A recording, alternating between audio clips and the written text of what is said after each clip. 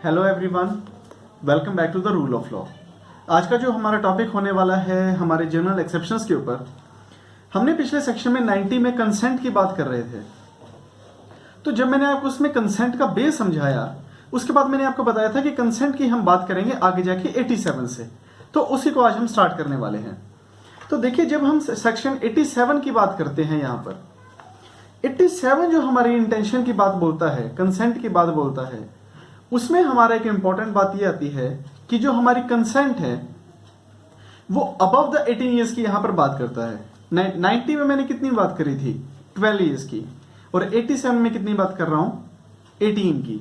तो जो हमारे एक्ट हैं, जो भी हमारे एक्ट होते हैं, इसको समझने के लिए पहले एक इस चीज का बेस समझ लें कि जब भी कोई इंसान का कोई एक्ट होता है वो वॉलेंटरली होता है, और जब भी उसका एक्ट वो वॉलेंटरली है तो उसके लिए वो लायबल खुद होगा। और जब वो लायबल खुद होगा, उसके लिए उसके पास रिग्रेट करने की ऑप्शन नहीं बच जाती। तो जब भी कोई एक्ट वॉलेंटरली होता है उसके अंदर 3 चीजें होती हैं। कौन कौन सी? इंटेंशन, नॉलेज और रीजन टू बिलीव। ये 3 चीजें होने के बाद हमारा एक एक्ट कंप्लीट होता है। और जहां पर जिस एक्ट में इंटेंशन और नॉलेज अलग अलग डील होती हैं, वहां पर हमें जनरल एक्सेप्शंस का बेनिफिट मिलता है। तो जब हम ये इसको बाइफरगेट कर देते हैं इंटेंशन और नॉलेज को, वहां से हमारा अपना 87 का बेनिफिट मिल जाता है। तो जब हम यहाँ पर इसके बेस की बात करें अगर, तो इसका बेस जो दिया गया है वो दिया था एक हमारे यहाँ पर बॉम्बे हाई कोर्ट ने। बॉम्बे हाई कोर्ट में हमारे इसमें बेस दिया गया था, 1976 का है ये। State of Maharashtra versus Joyce का है। इस केस के अंदर हमारा जो है बेस बताया गया था कि बेसिक इसके सिंपल 2 प्रिंसिपल बनाए गए। वो क्या प्रिंसिपल थे? सबसे पहला, इसका जो पहला प्रिंसिपल था वो ये बोलता है कि हर इंसान अपने एक्ट का खुद जज होता है। क्या मतलब कि भाई, अगर कोई इंसान कोई भी एक्ट करता है तो उसे वो पता होता है कि वो क्या एक्ट करने जा रहा है और उसका क्या मोटिव होगा, उसका क्या आगे रिजल्ट होगा। और दूसरी बात वो ये होती है कि भाई जो इंसान है वो अपने आप को हार्म पहुंचाने की कंसेंट नहीं दे सकता कभी भी। कैसे कि मतलब कोई इंसान किसी को ये नहीं कह सकता मुझे गोली मार दो। ये कंसेंट हमारी यहाँ पर वैलिड नहीं हो जाती है। तो ये बात हमें 2 याद रखनी बहुत जरूरी है। सबसे पहली क्या थी कि इंसान अपने एक्ट के लिए खुद जज अच्छा होता है, उसे पता होता है कि वो क्या एक्ट करने जा रहा है। और दूसरी बात, अगर कोई इंसान अपने आप को हार्म पहुंचाने के लिए एक्ट दे रहा है तो वो कंसेंट वैलिड नहीं मानी जाती। तो अगर वो फिर भी कंसेंट दे देता है, इन 2 सिचुएशंस के बाद भी अगर वो कंसेंट दे देता है, तो उसके बाद वो रिग्रेट उस बात को नहीं कर सकता। आप इस बात को जरूर नोट कर लें कि अगर कोई इंसान उस बात की कोई इंटेंशन या कंसेंट दे रहा है तो फिर वो उसे रिग्रेट नहीं कर सकता। तो फिर यहां से क्वेश्चन निकल कर आता है कि क्या मैं कोई ऐसी कंसेंट दे सकता हूं कि जो मेरी लाइफ के लिए हार्मफुल हो? इसके लिए आपको एक एग्जाम्पल मैं क्लियर कर देता हूं कि सबसे पहली बात इसमें ये आती है एक एग्जांपल से कि भाई, जो मैंने आपसे क्वेश्चन पूछा कि क्या आप कंसेंट दे सकते हैं अपनी लाइफ को हार्म करने के लिए।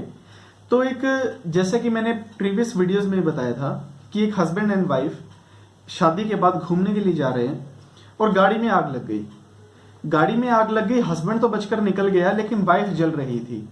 तो वाइफ हस्बैंड को कंसेंट देती है कि मुझे गोली मार दो, क्योंकि हस्बैंड के पास लाइसेंस रिवॉल्वर थी। वो अपनी तरफ से बेस्ट कोशिश करता है उसे निकालने के लिए, लेकिन नहीं निकाल पाता है। तो वाइफ कहती है कि अब मैं नहीं बच सकती, मैं जल के मरना नहीं चाहती, आप मुझे गोली मार के मार दो, आप मुझ पर फायर कर दो। तो हस्बैंड उस पर फायर कर देता है और उसकी वाइफ की डेथ हो जाती है। तो वहां पर वो जनरल एक्सेप्शन का बेनिफिट लेता है। तो यहां पर उसको इस चीज का बेनिफिट नहीं मिलेगा, क्योंकि कुछ चीजें ऐसी हैं हमारी आईपीसी के अंदर कि जिस चीज के लिए आप कभी भी बेनिफिट नहीं मांग सकते, जो कि एग्जम्प्टेड नहीं होती हैं। तो उसी को डील करता है हमारा सेक्शन 87। तो जो 87 है वो 2 चीजों से डील करता है। कौन कौन सी? हर्ट, ग्रीवियस हर्ट और डेथ का। देखिए, हर्ट की बात नहीं करता है यहाँ पर, डेथ और ग्रीवियस हर्ट की, इन 2 चीजों की बात करता है। तो इसके अंदर हम आपको डेथ और ग्रीवियस हर्ट करने के लिए परमिशन अलाउ नहीं करते हैं कि आप इन चीजों के लिए कंसेंट नहीं दे सकते। लेकिन अगर आप इस चीज में कंसेंट देते हैं तो वो above the 18 years of the age होनी चाहिए, जो कि हमारा सेक्शन 87 बोलता है। क्योंकि मैंने आपको स्टार्टिंग में बताया था कि इसमें कंसेंट देने के लिए 87 ईयर्स की एज मिनिमम रिक्वायर्ड है। तो जब हम कंसेंट की बात करते हैं इसमें 18 ईयर्स की, तो सबसे पहले सेक्शन पढ़ देते हैं 87 क्या बोलता है। देखिए सेक्शन 87 ये बोलता है act not intended and not known to be likely to cause death और grievous hurt done by consent.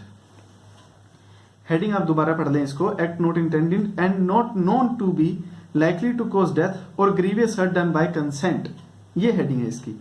और उसके बाद इसकी एक्सप्लेनेशन क्या बोलती है, nothing which is not intended to cause death, nothing को अंडरलाइन कर लें, not intended to cause death और ग्रीवियस हर्ट और which is not known by the doer to be likely to cause death और grievous hurt is an offence by reason of any harm which it may cause to be intended by the doer to cause to any person above 18 years of age who has given consent whether express or implied to suffer that harm or by reason of any harm which it may be known by the doer to be likely to cause to any such person who has consented to take the risk of that harm।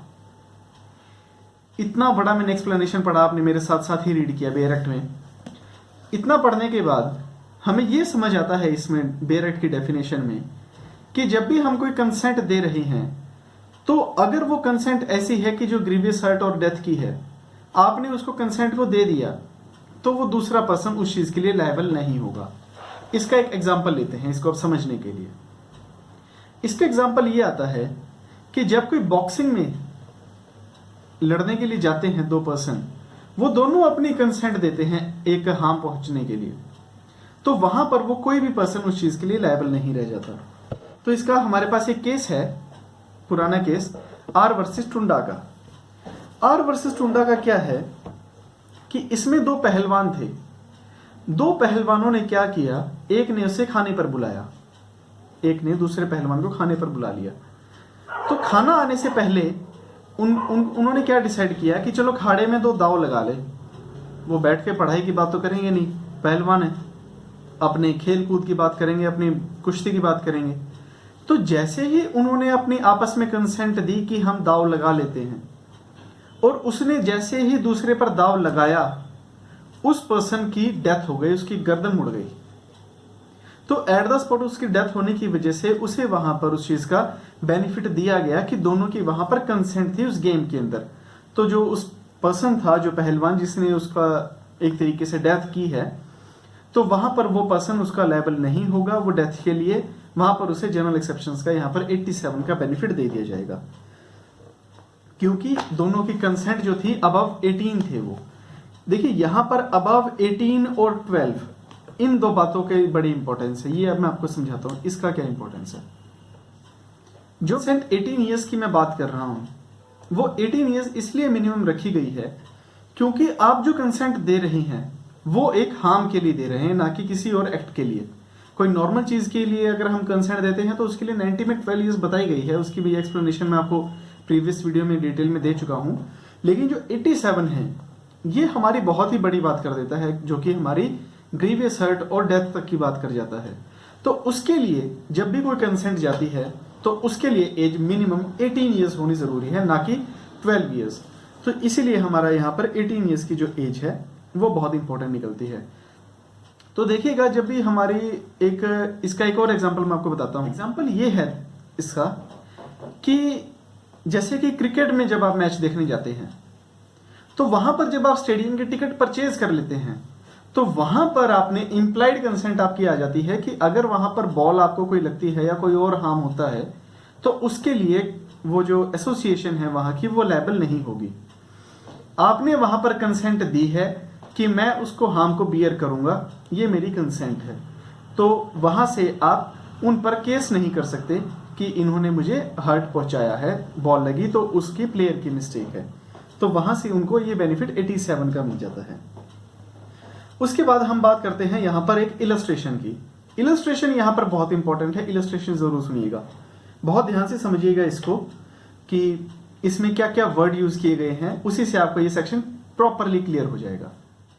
देखिए जो हमारी illustration बात करती है बहुत important, बहुत interesting है, इसको भी रीड कर लेते हैं, आपको समझ आ जाएगा सेक्शन 87 क्या बोलता है। देखिए इसमें इलस्ट्रेशन है, A and Z agrees to fence with each other for amusement. Amusement word को अंडरलाइन कर लें आप इसमें। उसके बाद the agreement implies the consent of each to suffer any harm को अंडरलाइन कर लें, which in the course of such fencing may be caused without foul play को आप अंडरलाइन कर ले यहां पर। And if A while playing fairly hurt Z, A commits no offence. क्या बोलता है ये एग्जांपल? ए और जी है जो ये एग्री करते हैं एक फॉल प्ले करने के लिए, किसमें? एम्यूजमेंट में, जो मैंने वर्ड आपको अंडरलाइन करवाया था एम्यूजमेंट। अब मैं आपको समझा देता हूं एम्यूजमेंट वर्ड का मतलब क्या है। एम्यूजमेंट वर्ड का मतलब होता है मजे मजे में, शौकिया। उन्होंने कहा कि चलो हम दोनों खेलते हैं, कुश्ती कर लेते हैं, जैसे कि आर वर्सेस टुंडा का मैंने आपको केस बताया था। क्या था वो? एक एम्यूजमेंट ही तो थी, वो उनका खेल है, वो मनोरंजन है वो। तो उन्होंने कहा कि चलो ये अखाड़ा है हमारा, यहां पर दाव लगा लेते हैं। तो उन्होंने मजे मजे में वो किया। और जहां पर वो आर वर्सेस टुंडा में जो वो एक्ट हुआ वो इन गुड फेथ था, सॉरी गुड फेथ नहीं था, उसमें वहां पर कॉमन इंटेंशन थी। देखिए यहां पर मैकॉले ने बहुत इंपॉर्टेंट वर्ड यूज किया है। यहां से एक और बात मैंने आपके लिए निकाल ली कि यहां पर गुड फेथ वर्ड यूज नहीं किया है, यहां पर कंसेंट वर्ड यूज किया है।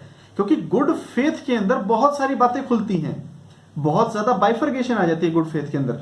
लेकिन जब हम कंसेंट की बात कर रहे हैं, कंसेंट उन दोनों की इंप्लाइड हो गई। अबव द 18 है, कंसेंट दे दी अखाड़े में खेलने की, कुश्ती करने की, तो बस वहां पर उनका कंसेंट का काम पूरा हो चुका है। तो जो मैं इलस्ट्रेशन आपको बता रहा था, इसमें जो वर्ड यूज हुआ है एम्यूजमेंट, एम्यूजमेंट का मतलब है मजे मजे में। तो मजे मजे में जब कोई एक्ट हुआ और यहां पर किसने हर्ट पहुंचाया है, तो ए ने उसको फेयरली प्ले किया और जेड को हर्ट पहुंचा दिया, तो वहां पर उसने कोई भी हार्म नहीं पहुंचाया उसको, क्योंकि उन दोनों की वहां पर कंसेंट थी। और यहां पर क्या वर्ड आता है दूसरा? Implied, implies, the agreement implies. तो इंप्लाइज का मतलब क्या है, ये और इंपॉर्टेंट वर्ड आता है। देखिए इसको मैं आपको एक्सप्लेन करता हूं, थोड़ा ध्यान से सुनिएगा इसको। इंप्लाइज वर्ड जब भी यहां पर हमारा आता है, तो यहां पर इसका मतलब ये आता है कि जब भी आप किसी के साथ कंसेंट में, एग्रीमेंट में कुछ गेम प्ले कर रहे हैं, तो जरूरी नहीं है कि हर बार वो रिटर्न में हो। इस बात को ध्यान से सुनिएगा कि रिटर्न में इंप्लाइड एग्रीमेंट होना कंसेंट के लिए, जनरल एक्सेप्शंस में आने के लिए, हर्ट पहुंचाने के लिए, फोर प्ले में इनका जो है ये फॉल प्ले में, तो यहां पर इनका जो है उसके लिए रिटर्न में होने की जरूरत नहीं है। तो यहां पर उनको इस चीज का बेनिफिट मिलता है। एक एक बात यहां पर वकील क्या बात उठा लेंगे आपके सामने कि सर यहां पर रिटर्न में कोई एग्रीमेंट हुआ है क्या इनका? क्या इन्होंने बोला था कि रिटर्न में बैठ के साइन हुआ है? क्रिकेट में तो साइन होता है, टिकट आप लेते हो, वहां पर सारी चीजें बताई गई हैं आपको क्लियरली।